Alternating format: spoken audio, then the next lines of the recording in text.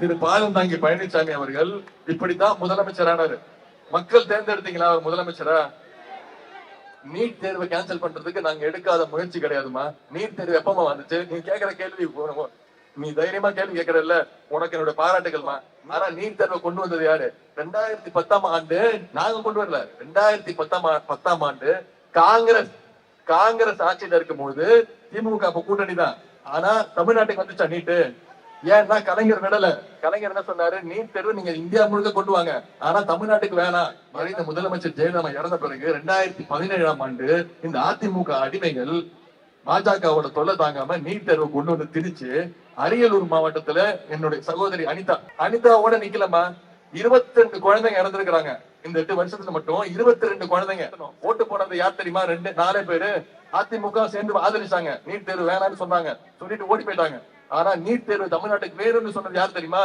ஓட்டு போடாம ஓடி போனது யார் தெரியுமா? பாஜகவுடைய 4 எம்எல்ஏக்கள். நாங்க நீட் தேர்வு தமிழ்நாட்டுக்கு எங்களுக்கு வேணும்னு சொன்ன 4 எம்எல்ஏக்களை நீங்க பனிஷ் பண்ண போறீங்களா இல்லையா? திரு ஒன்றிய பிரதமர் திரு நரேந்திர மோடி அவர்கள், நான் ஒரு பேரை மாத்திட்டேன். இனிமே உங்ககிட்ட நான் வைக்கிற வேண்டுகோள், இனிமே யாரும் அவர் பேரை சொல்லி கூப்பிடாதீங்க. இனிமே அவர் பேரு மிஸ்டர் 29 பைசா.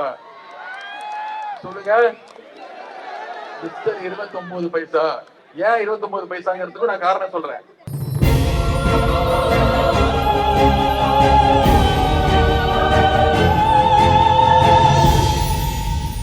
நம்முடைய தொகுதி வாக்காளர்கள், கழகத்துடைய உறுப்பினர்கள், கழக நிர்வாகிகள், கூட்டணி கட்சி நிர்வாகிகள், இப்படி அத்தனை பேரையும், தாய்மார்கள், இப்படி அத்தனை பேரையும் சந்திக்கின்ற இந்த பிரச்சார நிகழ்ச்சி, இது பிரச்சார நிகழ்ச்சி மாதிரியே இல்ல, இது வெற்றி விழா மாதிரி இருக்கு. இது நன்றி அறிவிப்பு நிகழ்ச்சி மாதிரி இருக்கு.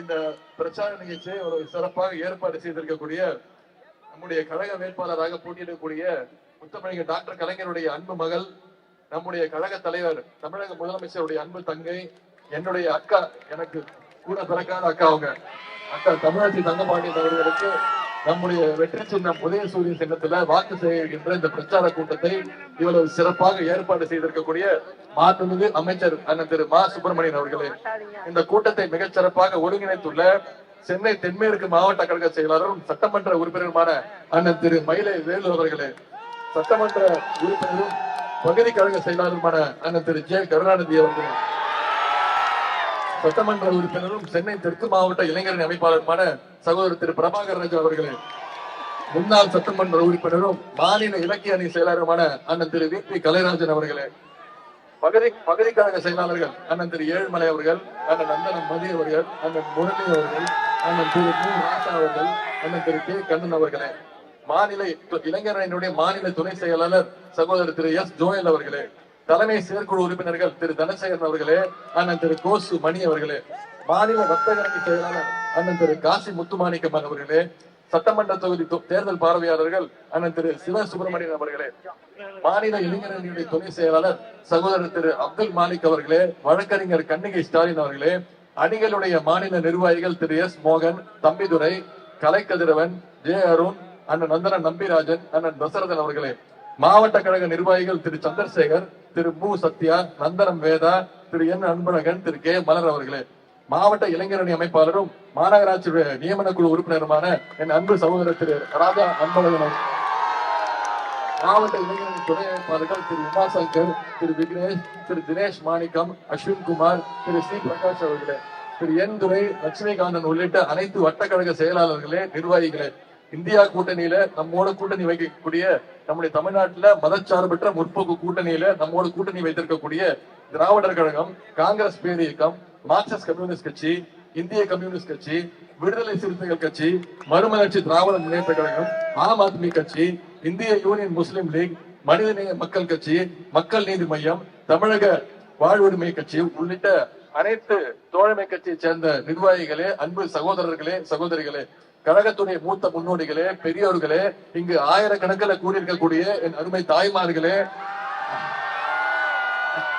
அக்காக்களே, தங்கைகளே, பாட்டிகளே, அம்மாக்களே, முத்தமிழ் டாக்டர் கலைஞருடைய உயிரினும் மேலான அன்பு உடன்பிறப்புகளே, அத்தனை பேருக்கு முதல்ல என்னுடைய நன்றியை நான் தெரிவித்துக் கொள்கின்றேன். நான் இன்னைக்கு தென் சென்னை பகுதிக்கு வருகை தந்து உங்களை எல்லாம் சந்திச்சு நம்முடைய வெற்றி வேட்பாளர் அக்கா தமிழச்சி தங்கபாண்டியன் அவர்களுக்கு வெற்றி சின்னம் கலைஞரை கண்ட சின்னம் உதயசூரியன் சின்னத்திற்கு வாக்கு கேட்கலான்னு வந்தேன். ஆனா இங்க வந்த பிறகுதான் தெரியுது, நீங்க அத்தனை பேரும் என்னை விட ஆர்வமா, என்னை விட எழுச்சியா, அதிக ஆர்வத்தோடு அக்கா அவர்களை பல லட்சம் வாக்கு வித்தியாசத்துல ஜெயிக்க வைக்க போவது நீங்க உறுதியாக இருக்கீங்கன்னு அப்படின்னு எனக்கு தெரியுது. நிச்சயமா உறுதியா செஞ்சிருக்கீங்களா? எந்த சின்னம் கேட்கல? எந்த சின்னம்? கையை தூக்கி காட்டுங்க. எந்த சின்னம்? உதயசூரியன் சேலத்துல ஏப்ரல் 19ஆம் தேதி வாக்குச்சாவடிக்கு போனீங்கன்னா முதல் வாக்குப்பட்டியல முதல் பெயர் கணக்கா வாக்குப்பட்டியல முதல் பெயர் அக்கா தமிழச்சி தங்கபாண்டியனோட பெயர் இருக்கும்.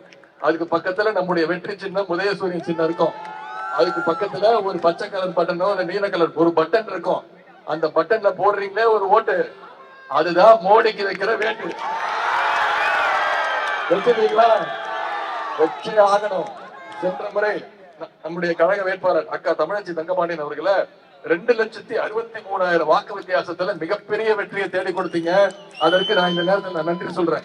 நான் இது வரைக்கும் வர்றது ஏதோ நன்றி சொல்றதுக்காகவே முதல் முறையோ 2வது முறையோ 3வது முறையோ கிடையாது.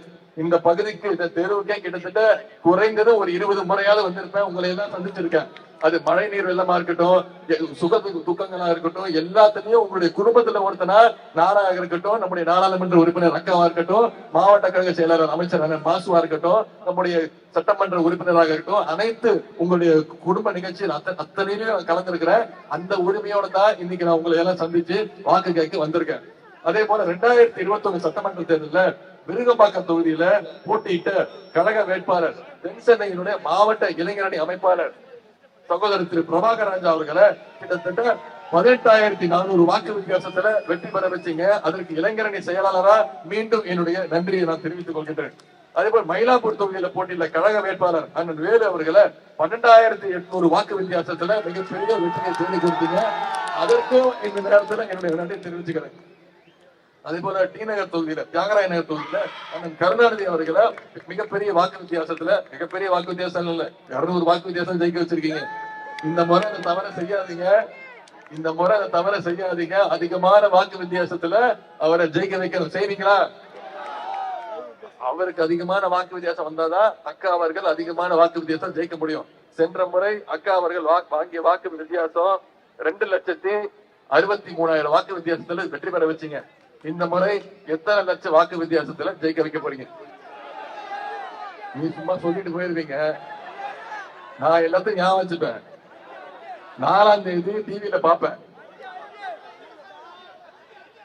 அது எதிர்த்து போட்டியிடுறது சூப்பர் வேட்பாளர். ஏற்கனவே தோத்து அக்கா தமிழிசை சௌந்தரராஜன் ஏற்கனவே பாஜக இருந்தா இதான் ஒரு பெரிய சௌகரியம். தேர்தல் வந்தா சீட்டு கொடுப்பாங்க, கண்டிப்பா தோத்துருவாங்கன்னு தெரியும். உடனே ஏதாவது ஒரு மாநிலத்துக்கு ஆளுநர் அமைச்சிருவாங்க.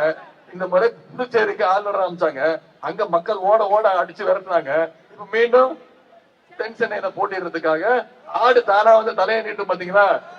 அது மாதிரிதான் அங்க தமிழிசை சவுந்தரராஜன் அவர்கள் வந்திருக்கிறாங்க. இந்த முறை அக்கா அவர்களை எத்தனை வாக்கு வித்தியாசத்துல வெற்றி பெற வைக்க போறீங்க? போன முறை வாங்கிய வாக்கு வித்தியாசத்தை விட அதிகமான வாக்கு வித்தியாசத்தை வாங்கணும். ஏன்னா போன முறை நம்முடைய எதிர் அணிகள்லாம் ஒரே அணியில வந்துச்சு. நம்முடைய எதிரிகள்லாம் ஒரே அணியா திறந்து நின்றாங்க.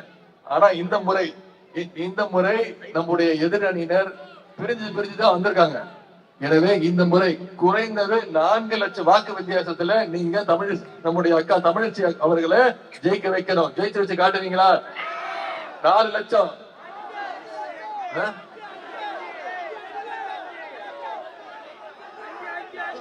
சரி, நான் ஒரு சவால் நான் ஒரு வாக்குறுதி கொடுக்கிறேன். நீங்க மட்டும் அக்கா தமிழச்சி அக்காவை 5 லட்சம் வாக்கு வித்தியாசத்துல ஜெயிக்க வச்சுட்டீங்கன்னா நான் ஒரு வாக்குறுதி கொடுக்கிறேன். நான் இங்கதான் சென்னையில தான் இருப்பேன். வாரத்துக்கு 3 நாள் சென்னையில தான் இருப்பேன். அப்படி நீங்க 5 லட்சம் வாக்கு வித்தியாசத்துல ஜெயிக்க வச்சுட்டீங்கன்னா, எதிர்த்து போட்டிடுற அவங்கள டெபாசிட் இறக்க வச்சுட்டீங்கன்னா, வாரத்துக்கு 2 நாள் நான் உங்களுடைய தொகுதிக்கு வந்து உங்களுடைய நாடாளுமன்ற உறுப்பினரோடு சேர்ந்து, உங்களுடைய மாவட்ட அமைச்சரோடு சேர்ந்து, முதலமைச்சர்கிட்ட கொண்டு போய் உங்களுடைய நாடாளுமன்ற தொகுதிக்கு தென் சென்னைக்கு என்னென்ன தேவையோ அத்தனை பணிகளையும் செய்வதற்கு நான் பொறுப்பு. நான் வாக்குறுதி கொடுத்துட்டேன். நான் சொன்ன சொல்ல காப்பாற்றுவேன். நான் கலைஞர் பேரன். நான் சொன்ன காப்பாத்துவேன். நீங்களும் காப்பாத்துவீங்களா? ஏன்னா நீங்களும் கலைஞர் பேரன் தான், நீங்களும் தந்தை பெரியாருடைய பேரன்கள் தான், நீங்களும் பேரறிஞர் அண்ணாவுடைய பேரன்கள் தான். நாம எல்லாம் கொள்கை பேரன்கள், லட்சிய பேரன்கள். அதை ஞாபகம் வச்சுக்கோங்க.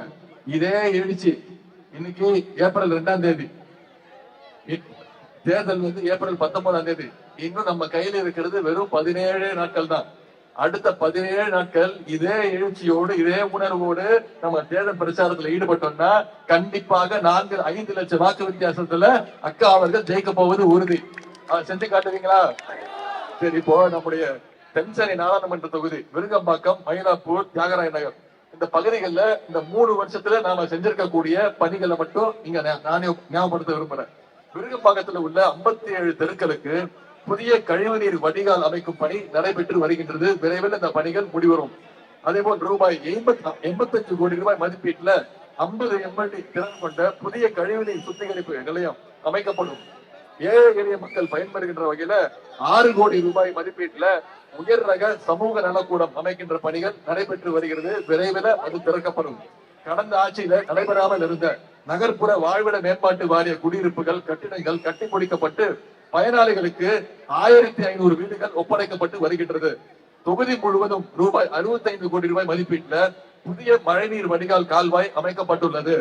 தியாகராய நகரில் ரூபாய் 50 கோடி ரூபாய் மதிப்பீட்டுல புதிய தார் சாலை அமைக்கப்பட்டுள்ளது. தியாகராய நகர்ல போக்குவரத்து நெரிசலை குறைக்க ஸ்கை வாக் நடைபாதை மேம்பாலம் அமைக்கப்பட்டுள்ளது. மயிலாப்பூர் நொச்சிக்குப்பம் பகுதியில ரூபாய் 9 கோடியே 9 லட்சம் மதிப்பீட்டுல 336 மீன் அங்கன்வாடி மையங்கள் கட்டப்பட்டு வருகின்றது. இதெல்லாம் நம்ம 3 வருஷத்துல செஞ்சிருக்கக்கூடிய சின்ன சின்ன பணிகள், சாதனைகள். இதெல்லாம் தொடரணும்னா கண்டிப்பா நீங்க அடுத்த உதயசூரியன் சின்னத்திற்கு வாக்களிச்சு மிகப்பெரிய வெற்றியை தேடி தரணும். செய்வீங்களா? அதே போல வாக்குறுதிகள். நம்முடைய தலைவர் கலைஞர் அவர்கள் ஒவ்வொரு தேர்தல் பொழுதும் தேர்தல் அறிக்கையை வெளியிட்டு சொல்லுவார், சொல்வதை செய்வோம், செய்வதைத்தான் சொல்வோம்னு செஞ்சு காட்டினவர் முத்தமிழறிஞர் டாக்டர் கலைஞர் அவர்கள். அவருடைய வழியில வந்த நம்முடைய தலைவர் முத்துவேல் கருணாநிதி ஸ்டாலின் அவர்களும் கண்டிப்பாக சொல்வதைத்தான் செய்வார், செய்வதைத்தான் சொல்வார். அப்படி அவர் இந்த தொகுதிக்கு சொல்லியிருக்கக்கூடிய வாக்குறுதிகள் சிலவற்றை மட்டும் இங்க குறிப்பிட விரும்புகின்றேன். ராணி அண்ணா நகர் மற்றும் சிவலிங்கபுரம் பகுதியில பழைய குடியிருப்புகளை இடித்துவிட்டு புதிய குடியிருப்புகள் அமைத்து தரப்படும். விருகம்பாக்கத்திற்கென புதிய சார் பதிவாளர் அலுவலகம் அமைத்து கொடுக்கப்படும். தமிழ்நாடு நகர்ப்புற மேம்பாட்டு வாரியம் மூலம் விருகம்பாக்கத்தில் உள்ள அனைத்து திட்ட பகுதிகளுக்கும் கிரைய பத்திரம் வழங்கப்படும். அன்னை சத்யா நகர், ராஜீவ்காந்தி நகர், பெரியார் நகர் பகுதிகளுக்கு தமிழ்நாடு வீட்டு வசதி வாரியத்தின் சீலிங்கை ரத்து செய்து பட்டா வழங்க நடவடிக்கை எடுக்கப்படும். நாகேஸ்வரா பூங்கா அருகில ரூபாய் 3 கோடி மதிப்பீட்டுல புதிய சமூக நலக்கூடம் அமைக்கப்படும். மயிலாப்பூர் தொகுதிக்கு 3 கோடி ரூபாய் மதிப்பீட்டுல புதிய கலை பண்பாட்டு அரங்கம் அமைத்து கொடுக்கப்படும். ரூபாய் 130 கோடி மதிப்பீட்டுல தியாகராய நகர் உஸ்மான் சாலை முதல் CIT நகர் வரை மேம்பாலம் கட்டுகின்ற பணி விரைந்து முடித்து தரப்படும். எல்லாத்தை விட மிக மிக முக்கியமான ஒரு வாக்குறுதி, இது ரொம்ப வருஷ பிரச்சனை, இது உங்களுக்கு தெரியும். அதுதான் பட்டா வழங்குகின்ற அந்த வாக்குறுதி. சென்னையில பல்வேறு பகுதிகளில் இந்த பட்டா பிரச்சனை உள்ளது. குறிப்பாக பெல்ட் ஏரியாவில் பட்டா பெறுவது மிகப்பெரிய சிக்கலாக உள்ளது. இந்த பிரச்சனைக்கு ஒரு முழு தீர்வு காண்பதற்காக மாண்புமிகு முதலமைச்சர் அவர்கள் அமைச்சர்கள் குழுவை அமைத்திருக்கிறாங்க. தேர்தல் முடிந்ததும் இந்த வீட்டுமனை பெற்ற அனைவருக்கும் முறையான பட்டா வழங்க நடவடிக்கை எடுக்கப்படும் அப்படின்ற இந்த தேர்தல் வாக்குறுதியை தலைவர் அவர்கள் கொடுத்திருக்கிறாங்க. இதெல்லாம் நம்முடைய தலைவர் அவர்கள் செய்வாருன்னு நம்பிக்கை இருக்கா? நிச்சயம் செய்வாரா? தேர்தல் அறிக்கையில, இந்தியா தேர்தல் அறிக்கையில தலைவர் இன்னும் சில வாக்குறுதிகளை கொடுத்திருக்கிறார். அதை மட்டும் நான் ஞாபகப்படுத்த விரும்புகிறேன். இங்க இத்தனை தாய்மார்கள் வந்திருக்கீங்கம்மா. கேஸ் சிலிண்டர் விலை 2014ஆம் ஆண்டு 10 வருஷத்துக்கு முன்னாடி கேஸ் சிலிண்டர் விலை எவ்வளவு? 450 ரூபாய் இருந்துச்சுமா. இப்போ கேஸ் சிலிண்டர் விலை எவ்வளவு? 1200 ரூபாய். அதுவும் இப்ப மார்ச் 8ஆம் தேதி தேர்தல் வருதுன்னு திரு மோடி அவர்கள் புதுசா ஒரு வடை சுட்டாரு. அதுதான் 100 ரூபாய் பரிசு. உங்களுக்கு தெரியும், பொய் சொல்றவங்க நம்ம சொல்லுவோம் வடை சொல்றான் அப்படின்னு. ஆனா என்ன தெரியுமா பண்ணுவாங்க? பொதுவா பொய் சொல்றவங்க வடை சுட்டு மத்தவங்க கொடுத்துருவாங்க. ஆனா மோடி என்ன தெரியுமா பண்ணுவாரு? அந்த வடையை சுட்டு அவரே சாப்பிட்டுருவாரு. அந்த வடையை கூட மத்தவங்களுக்கு கொடுக்க மாட்டாரு. 100 ரூபாய், அதாவது ஏத்துனது 800 ரூபாய்மா கேஸ் சிலிண்டர் விலை இந்த 10 வருஷத்துல. இப்ப இறக்கி இருக்கிறது எவ்வளவு? வெறும் 100 ரூபாய். ஏமாந்துடாதீங்க. மீண்டும் ஆட்சிக்கு வந்தாருன்னா, வர்றதுக்கு வாய்ப்பே கிடையாது. வந்தாருன்னா மீண்டும் 500 ரூபாய் ஏத்தினாலும் ஏத்துவாரு. ஆனா நம்முடைய தலைவர் அவர்கள் தேர்தல் வாக்குறுதி கொடுத்திருக்கார். என்ன? இந்தியா கூட்டணி ஆட்சிக்கு வந்ததுன்னா ஒரு கேஸ் சிலிண்டர் விலையும் 500 ரூபாய்க்கு தரப்படும் அப்படின்னு தேர்தல் வாக்குறுதி கொடுத்திருக்கிறார். அதே மாதிரி பெட்ரோல் 1 லிட்டர் பெட்ரோல் 75 ரூபாய்க்கு விற்கப்படும் கொடுக்கப்படும் தலைவர் வாக்குறுதி கொடுத்திருக்கிறார். டீசல் விலை 65 ரூபாய்க்கு 1 லிட்டர் டீசல் தரப்படும் வாக்குறுதி கொடுத்திருக்கிறார். இதற்கெல்லாம் மேல மிக மிக முக்கியமான ஒரு வாக்குறுதி, தேசிய நெடுஞ்சாலை இருக்குல்ல, ஹைவேஸ் இருக்குல்ல, அது இருக்கக்கூடிய டோல் பூத் சுங்கச்சாவடி, தமிழ்நாட்டில் இருக்கக்கூடிய அனைத்து டோல் பூத் அனைத்து சுங்கச்சாவடியும் அகற்றப்படும் அப்படிங்கிற வாக்குறுதியை கொடுத்திருக்கிறார். இதெல்லாம் சொல்வாரு நம்பிக்கை உங்களுக்கு இருக்கா இல்லையா? தென்சென்னை மக்களுக்கு இருக்கா இல்லையா? செய்யணும்னா ஏப்ரல் 19ஆம் தேதி ஞாபகம் வச்சுக்கோங்க. உதயசூரியன் சின்னம், உதயசூரியன் சின்னம், உதயசூரியன் சின்னம். வரமா அதாவது தலைவர் அவர்கள் உங்களுக்கு தெரியும், நாம 2021 தலைவர் அவர்கள் முதலமைச்சரா பொறுப்பேற்றாரு. எப்படி பொறுப்பேற்றாரு? ஒட்டுமொத்த தமிழ்நாட்டு மக்களும் வாக்களிச்சு மக்களுடைய ஆதரவு பெற்று மக்களுடைய வாக்கு பெற்று முதலமைச்சரானாரு. கரெக்டா? அவர் யார் காலையாவது விழுந்து முதலமைச்சரானாரா? எங்கேயாவது தவழ்ந்து போனாரா? டேபிள் சார்க்குள்ள பூந்து போனாரா? யார சொல்றதுன்னு தெரியுதா? அப்படி முதலமைச்சரானார் நம்ம தலைவர் அவர்கள். இப்போ தெரியுது பாதம் தாங்கி பழனிசாமி அவர்கள் இப்ப அது ஒரு பெருமையாக சொல்றாரு.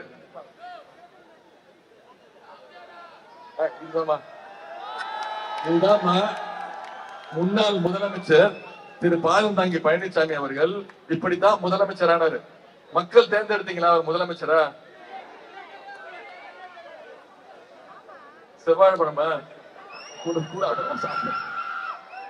இப்படிதான் முன்னாள் முதலமைச்சர் திரு பாதம் தாங்கி பழனிசாமி அவர்கள் முதலமைச்சரானார். தெரியுதா?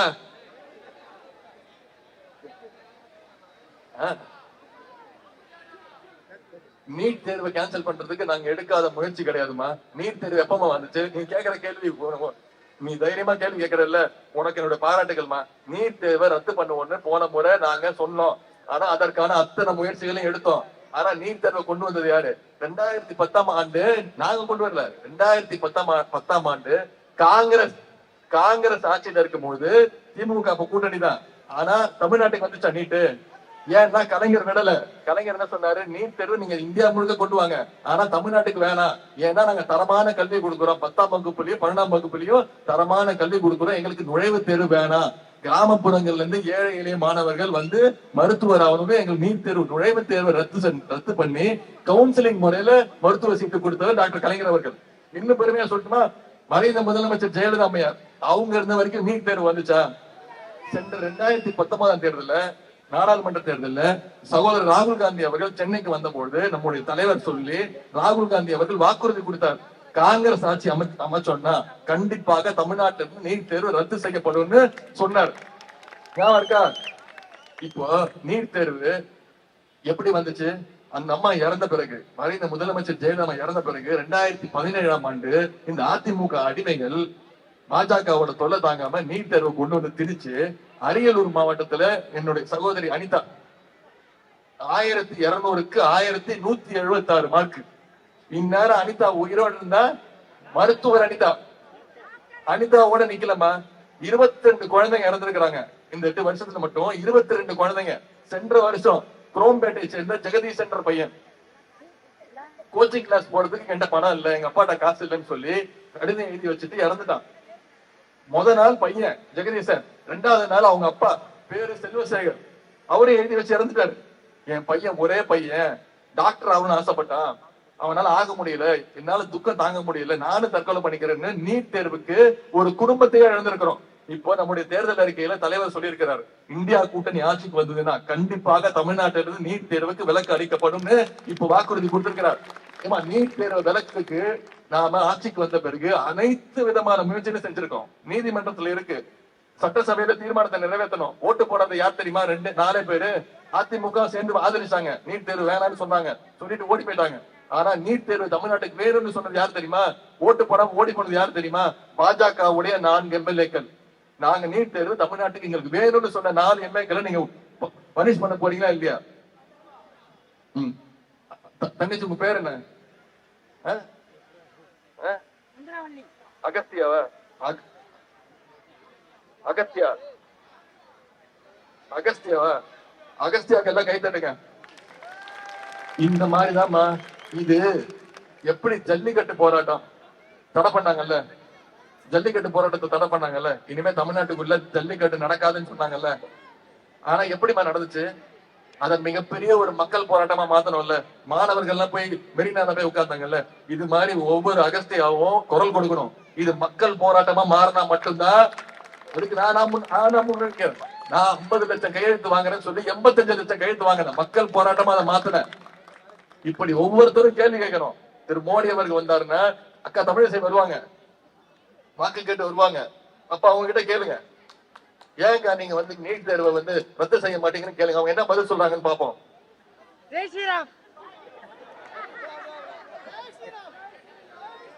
அதே மாதிரி 2021 நம்முடைய தலைவர் முதலமைச்சர் ஆனாங்க.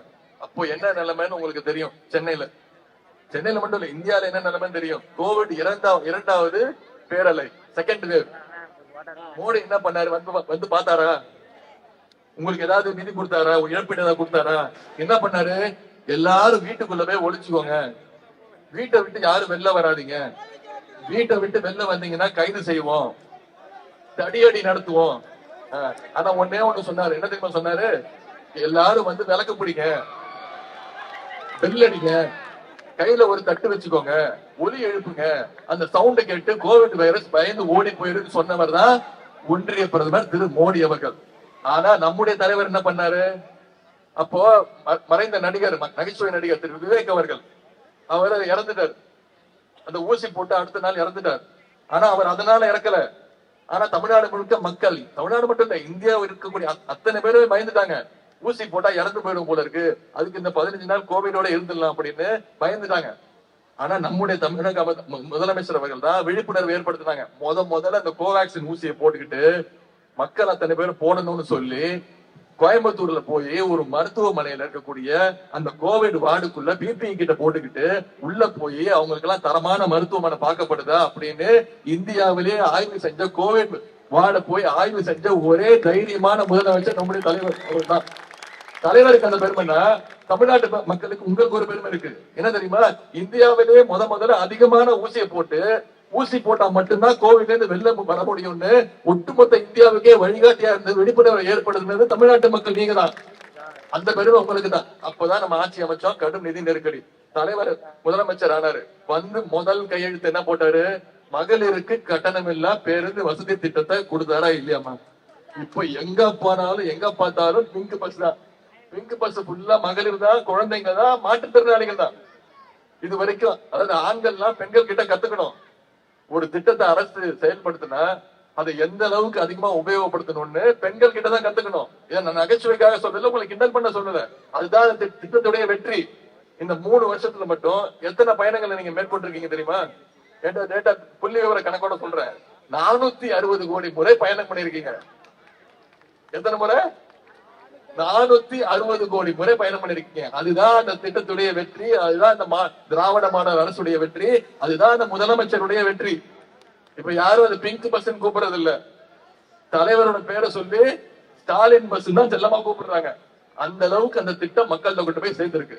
அதே மாதிரி தலைவர் அவர்கள் இன்னொரு திட்டத்தை கொண்டு வந்தாங்க, புதுமை பெண் திட்டம். இங்க எத்தனை மகளிர் வந்திருக்கீங்க? ஒரே ஒரு கேள்வி கேட்கிறோமா? ஒரு 125 வருஷம் 180 வருஷத்துக்கு முன்னாடி நீங்க எல்லாம் வீட்டை விட்டு வெளில வர முடியுமா? உங்களுக்கு அந்த உரிமை இருந்துச்சா? நீங்க யார்ட்ட பேச முடியுமா? நீங்க படிக்க முடியுமா? படிக்கிறதுக்கு உங்களுக்கு உரிமை இருந்துச்சா?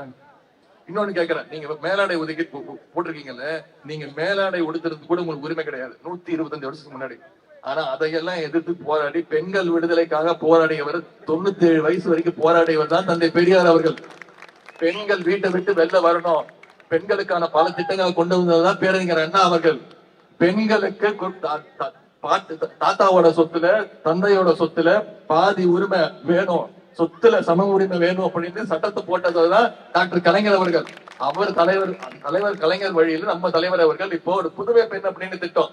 அரசு பள்ளியில 12ஆம் வகுப்பு வரைக்கும் படிச்சா நீங்க காலேஜ்ல போய் சேர்ந்தீங்கன்னா, எந்த காலேஜா இருந்தாலும் சரி, எந்த கோர்ஸா இருந்தாலும் சரி, பிரைவேட் காலேஜா இருந்தாலும் சரி, அரசு கல்லூரியா இருந்தாலும் சரி, அவங்களுக்கு மகளிர் கல்வி ஊக்கத்தொகையாக மாசம் 1000 ரூபாய் புதுமை பெண் திட்டம் அப்படிங்கிற திட்டத்தின் கீழே கொடுத்திருக்கிறார். இது வரைக்கும் இந்த 2 வருஷத்துல 3 லட்சம் மாணவிகள் இதுல பயன்பெற்று இருக்கிறாங்க. இப்போ தலைவர் அவர்கள் இதுல என்ன ஆயிடுச்சுன்னா, இந்தியா முழுக்க எடுத்து பார்த்தாங்க சர்வே. இந்தியா முழுக்க பெண்கள் கல்லூரிக்கு போறது, படிக்கிறதுக்கு கல்லூரிக்கு போறது எவ்வளவு தெரியுமா சதவீதம்? வெறும் 24%. ஆனா தமிழ்நாட்டுல எவ்வளவு தெரியுமா சதவீதம்? 54% பெண்கள் கல்லூரிக்கு போறாங்க. எனவே தலைவர் அவர்கள் இப்போ தமிழ் புதல்வன் அப்படிங்கிற திட்டத்துல இப்போ திட்டத்தை கொண்டு வந்திருக்காரு. ஆண்கள் மாணவர்களும் படிச்சு கல்லூரிக்கு போனா அவங்களுக்கும் கல்வி ஊக்கத்தொகையாக மாதம் 1000 ரூபாய் வழங்கப்படும் தலைவர் சொல்லியிருக்கிறார். அதே மாதிரி முதலமைச்சருடைய காலை உணவு திட்டம், தினம் தினம் 17-18 லட்சம் மாணவர்கள் 31,000 அரசு பள்ளிகள்ல 1ஆம் வகுப்புல இருந்து 5ஆம் வகுப்பு வரை படிக்கக்கூடிய மாணவர்கள் காலையில ஸ்கூலுக்கு வந்தா முதல்ல சாப்பாடு, தரமான டிஃபன், அதன் பிறகுதான் கல்வி.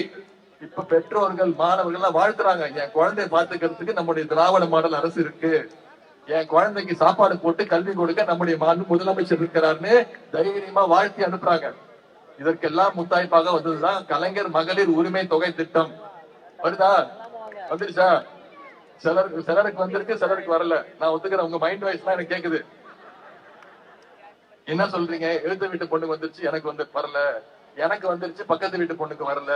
நான் கேக்குறேமா, இது வந்து மொத்தமா விண்ணப்பிச்சவங்களே 1,60,00,000 மகளிர் தான் விண்ணப்பிச்சாங்க.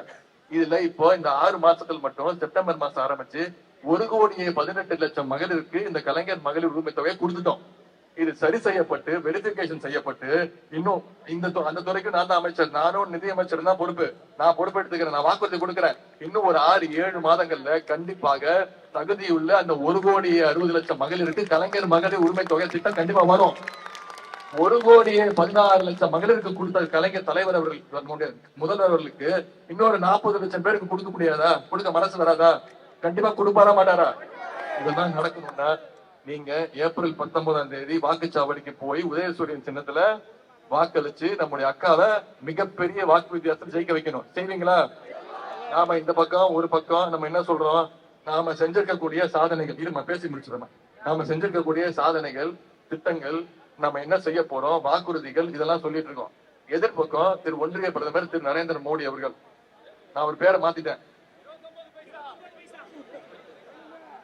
இனிமே உங்ககிட்ட நான் வைக்கிற வேண்டுகோள், இனிமே யாரும் அவர் பேரை சொல்லி கூப்பிடாதீங்க.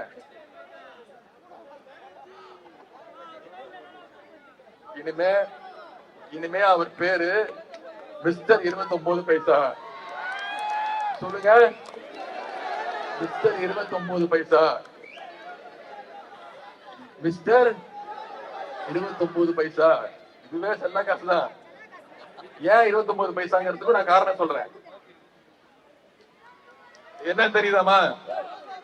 சொல்லுங்க, யாரோட பேரு? இனிமே அவர் பேரு மிஸ்டர் 29 பைசா. ஏன் சொல்றேன்னா ஒரே ஒரு காரணம் தான். நாம ஒவ்வொருத்தரும் தமிழ்நாட்டுல இருந்து ஜிஎஸ்டி வரி கட்டுறோம். நாம 1 ரூபா கட்டினா தமிழ்நாட்டு மக்களுக்கு ஒவ்வொருத்தருக்கும் எவ்வளவு தெரியுமா திருப்பி தராங்க? வெறும் 29 பைசா. ஆனா பாஜக ஆளுகின்ற மத்த மாநிலங்களுக்கு வாரி வாரி கொடுக்கிறார். யார்? நம்ம காசு தூக்கி கொடுக்கிறார். வெள்ளம் வந்துச்சு, கிட்டத்தட்ட 37,000 கோடி ரூபாய் இழப்பீடு. முதலமைச்சர் கேட்டாரு, பிரதமரை பார்த்து கேட்டாரு, ஒன்றிய நிதி அமைச்சரை பார்த்து கேட்டாரு. இதுவரைக்கும் நம்முடைய தலைவர் அவர்கள் பாதிக்கப்பட்ட அத்தனை குடும்பங்களுக்கும் 6,000 ரூபாய் கொடுத்தார். திருநெல்வேலி, தூத்துக்குடி மாவட்டங்கள்ல வீடு இழந்தவங்களுக்கு வீடு கட்டி கொடுத்திருக்கிறார். ஆனா ஒன்றிய அரசு இதுவரைக்கும் இந்த மிக்ஜாம் புயலுக்காக 1 பைசா கூட கொடுக்கல. நம்முடைய அதுலயும் முக்கியமா தென் சென்னையில அதிகமா பாதிக்கப்பட்டிருச்சு. இதுவரைக்கும் ஒன்றிய அரசு நம்முடைய தென் சென்னைக்கோ இல்ல தமிழ்நாட்டு அரசுக்கோ இந்த மிக்ஜாம் புயலுக்காக ஒரு பைசா கூட கொடுக்கல. இதெல்லாம் நம்ம கேள்வி கேட்கணுமா வேணாமா? அது மட்டும் இல்லாம சிஏஜி அறிக்கை உங்களுக்கு தெரியும். திரு மோடி 29 பைசா ரொம்ப நேர்மையானவர் மாதிரி ஊழலற்ற ஆட்சி மாதிரி பேசுவார். சிஏஜி அறிக்கைன்னு ஒண்ணு இருக்கு, controller audit general of India. அவங்களுடைய வேலையே என்னன்னா தணிக்கை குழு. அரசு செய்கின்ற, ஒன்றிய அரசு செய்கின்ற வரவு செலவு கணக்குகளை சரி பார்க்கிறது. இவ்வளவு செலவு காட்டுறீங்களே, அதற்கான செலவுகளை பண்ணிருக்கீங்களான்னு போய் ஆய்வு செஞ்சு 6 மாசத்துக்கு ஒரு வாட்டி ஒரு ரிப்போர்ட் கொடுப்பாங்க. அந்த ரிப்போர்ட்ல சென்ற 6 மாசத்துக்கு முன்பு கொடுத்த ரிப்போர்ட்ல கடந்த 10 வருஷம் ஒன்றிய பாஜக அரசு 29 பைசா அடிச்ச அத்தனை கோடி ஊழலும் வெளில வந்துருச்சு. 7,5 லட்சம் கோடி ரூபாய் பணத்தை காணும்.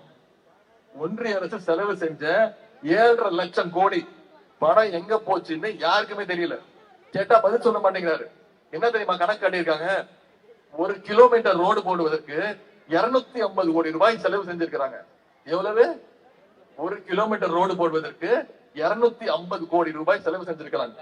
அது மட்டும் இல்ல, ஆயுஷ்மான் பாரத் அப்படின்னு ஒரு திட்டம், மருத்துவ காப்பீடு திட்டம். இங்க இருக்கிற கலைஞர் காப்பீடு திட்டம் இருக்குல்ல, உங்களுக்கு தெரியும். அதே மாதிரி ஆயுஷ்மான் பாரத் அப்படின்னு ஒரு ஒன்றிய அரசோட திட்டம். இதுல ஒரே செல்போன் நம்பர்ல இருந்து போன் பண்ணி இறந்து போன 88,000 பேருக்கு மருத்துவ காப்பீடு திட்டம் பண்ணிருக்காங்க. இறந்து போயாச்சு, இறந்து போனவங்களுக்கு மருத்துவ காப்பீடு திட்டம் 88,000 பேருக்கு, அது ஒரே செல்போன் நம்பர்ல இருந்து. இதையெல்லாம் கேள்வி கேட்டா யாருமே பதில் சொல்ல மாட்டேங்கிறாங்க. நான் எய்ம்ஸ் மருத்துவமனை எப்ப வரும்னு கேக்குறேன். அடிக்கல் நாட்டி 5 வருஷம் ஆச்சு, ஒண்ணுமே நடக்கலையே, நிதியே கொடுக்கலையே. ஒன்றிய அரச திரு 29 பைசா கேள்வி கேட்டா யாருக்கு கோவம் வரணும்? யாரு பதில் சொல்லணும்? அவர் தானே பதில் சொல்லணும்.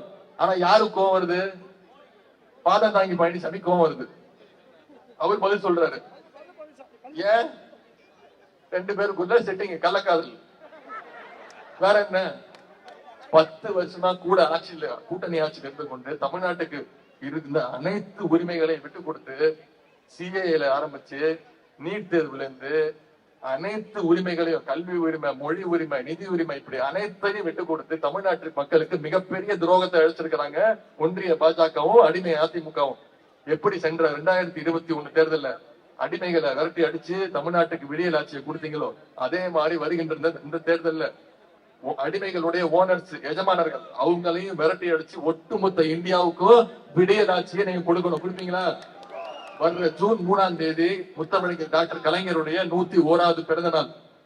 ஜூன் 3ஆம் தேதி கலைஞருடைய பிறந்த நாள். ஜூன் 4ஆம் தேதி வாக்கு எண்ணிக்கை.